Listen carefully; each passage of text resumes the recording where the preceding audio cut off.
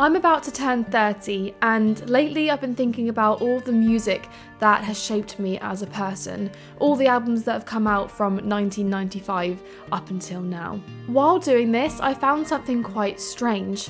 Most of the music I miss doesn't come from memories I actually possess, but from a life that I wish I'd lived. So let's start back in 1995, when the world was a little bit simpler, but painted with teenage rage.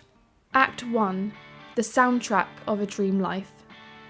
Those early 2000s skater punk bands, Green Day, Jimmy Eat World and Blink-182, were like postcards from a life I'd never visited. It's a world of endless summer, scratched CDs, skateboards flying off curbs and teenage heartbreak, but all the while screaming freedom. And even though I wasn't a part of that scene, I feel a nostalgia for it, like I'm missing something I never had. In 1995, Green Day released their album Insomniac, and Brain Stew became one of the songs I fell in love with. Their later album, Warning, marked a new century and a wave of music, and I still remember learning the drumming beats for the song Waiting off of that album. In 1998, The Offspring released Americana, an album truly cemented in my brain and a go-to whenever I'm feeling a little bit angsty.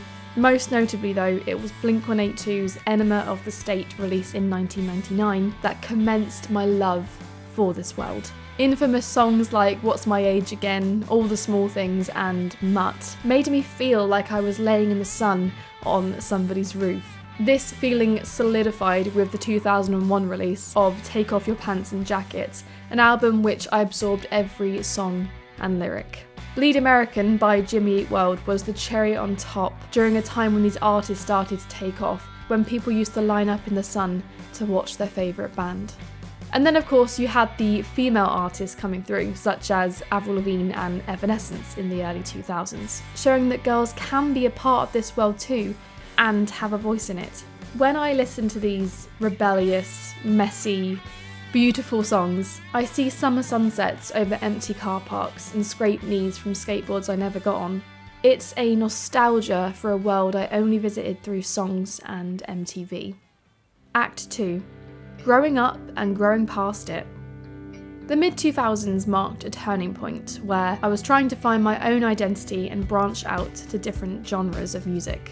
This change obviously started out as an emo phase, listening to bands like Paramore and Fall Out Boy who were making a name for themselves in 2007, with albums like Riot and Infinity on High.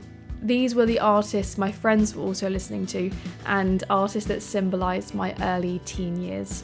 This interest in indie and rock music continued into the mid-2000s with artists like Arctic Monkeys and Kings of Leon, providing again that summery sound and sense of freedom.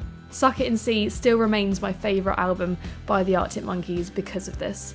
A couple of new artists appeared during this time which really catered to my love for indie music. Always brought out their self-titled album in 2014, and although at first I didn't really take to this, it quickly became a favourite for me. Wolf Alice, on the other hand, were an instant love. Their album My Love Is Cool, released in 2015, was the album I didn't know I was missing in my life. These two artists marked a whole new journey for me in terms of music, as I look forward to anything else they brought out. At the same time, this period of time marked an interest in the poppier side of things, being introduced to artists like Taylor Swift and Marina and the Diamonds. I still remember doing covers of songs from the Fearless album and then posting them on my YouTube channel. When Marina brought out her Fruit album in 2015, I knew I would listen to this artist for the rest of my life because of her timeless sound.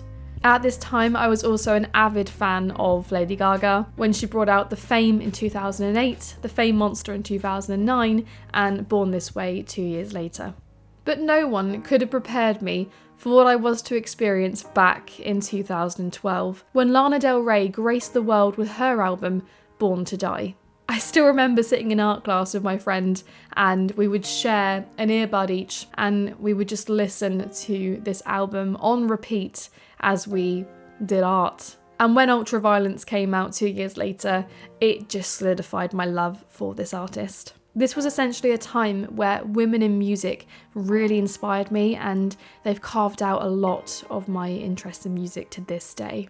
Though this era marked a turn away from the skateboarding angsty bands of my childhood, it was still a really special time as I was introduced to new artists and genres that I hadn't really listened to before. And come to think of it, I still listen to most of these artists to this day.